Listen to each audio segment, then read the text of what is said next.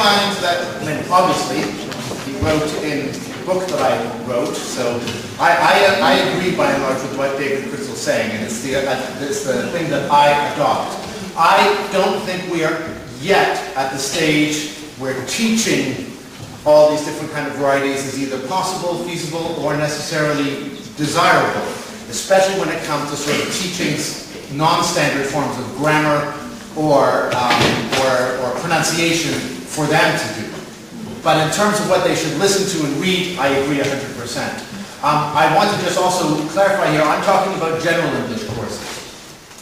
And I want to tell you about how my journey has started incorporating this. I have to say that in business English courses, this has been recognized for some time, and it's existed different accents already in business English courses. I just checked with Vicky. She confirmed that business English, if you've taught business English, you may have had other accents on your CD, especially like for negotiations and things like that. But general English, not so much. So, my first steps in this direction were around 7 years ago for One Stop English. Do you know One Stop English? Yes. Yes? I did something, I suggested an idea that was called Live from London. Has anyone seen Live from London or heard Live from London? Some of you may have known that one.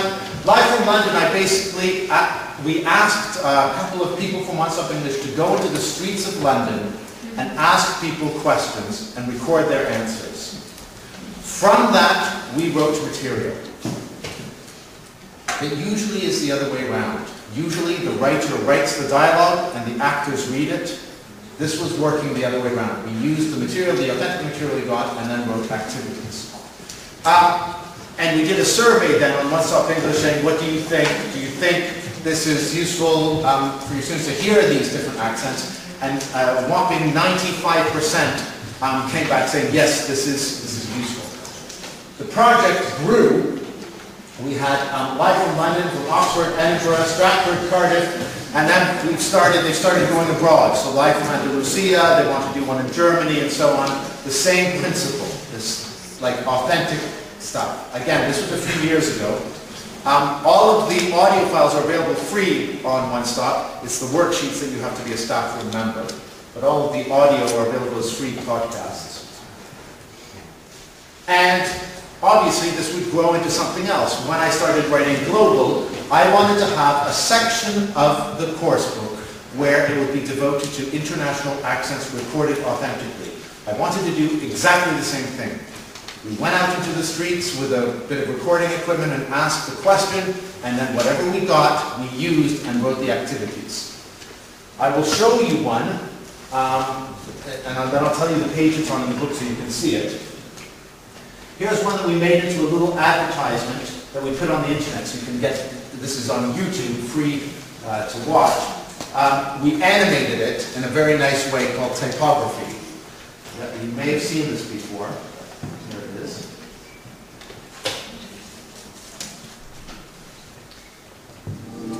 Mainly because it would be helpful for my career. I'm learning English because, first of all, I want to be a teacher of English and in my country. I like to work for some companies and work in Canada and USA. And they really good English skills. And I have to speak English very well and work for that.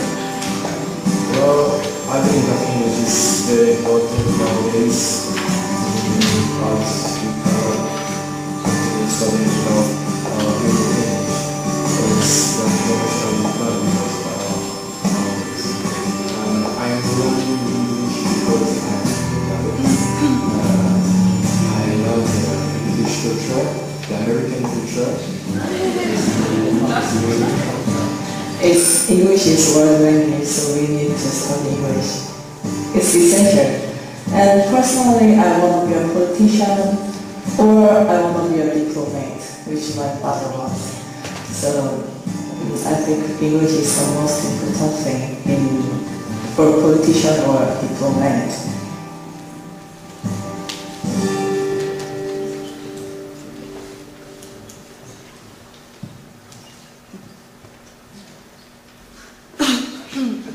Okay, so that was the sound quality was bad because one speaker is louder than the other. If you hear it on the internet, the voices are a lot clearer. You heard the music louder there just because of these speakers.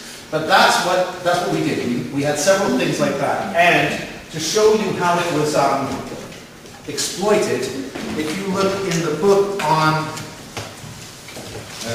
this is in Unit 4, page 51. Okay, if I show you this. If you look on the book, page 51, you'll see this is the lesson. The students, there's a warm-up activity.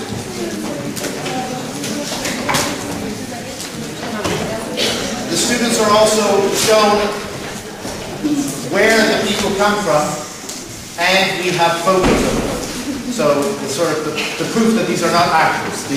They're just people, either at a language school or on the street. We have a little bit of language focus, a very little bit of language focus, and then the students do a similar speaking task themselves. So this is the listening lesson that arises from this material. And it's only one page. And we have these every other unit. So they are sprinkled throughout the course. It's not all the listenings in the course. They're only some of them that are like this.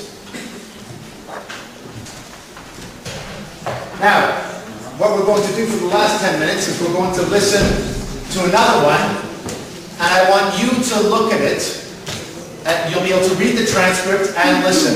I want you to put yourselves in the shoes that I was in when I got this material. How could you use it? At the end of the worksheet, we had talked about using audio text to teach listening skills, pronunciation, to teach language. What things could you do with this material? What tasks could you have accompany it? Okay, this is a little thing I want you to do. We're going to listen to some international English here from a variety of speakers, and you will be, then you can read it on your handout here, on the second handout. Okay? Which features of language you noticed? What could you highlight? And how could you explain this in class? Give me a moment here while I just...